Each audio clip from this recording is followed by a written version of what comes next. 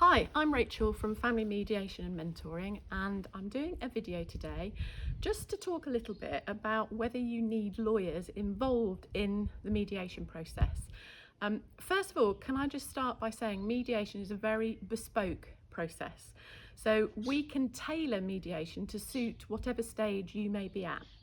Sometimes people are already working with lawyers and they come to us and decide they want to see if they can work with a mediator to reach proposals for settlement rather than having to have the lawyers writing backwards and forwards or even going to court. So lawyers might already be involved.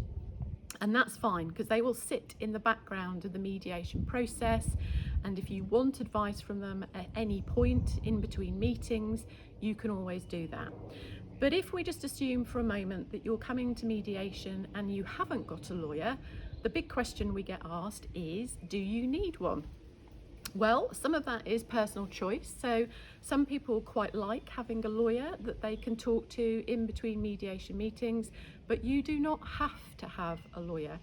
In the mediation process, we are going to meet with both of you in a series of meetings to help you create proposals that will effectively mean that you have reached an amicable agreement to settle whatever the dispute is about.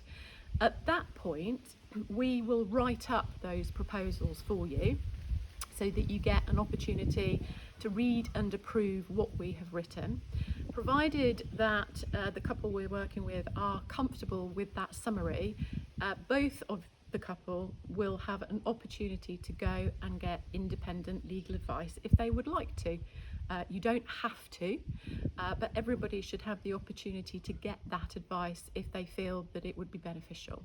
And then at that point, once people have had the opportunity of getting the legal advice, it moves to the stage of creating, if necessary, the court documentation so that whatever the amicable proposals are that we've created get converted into a court order and approved by a judge.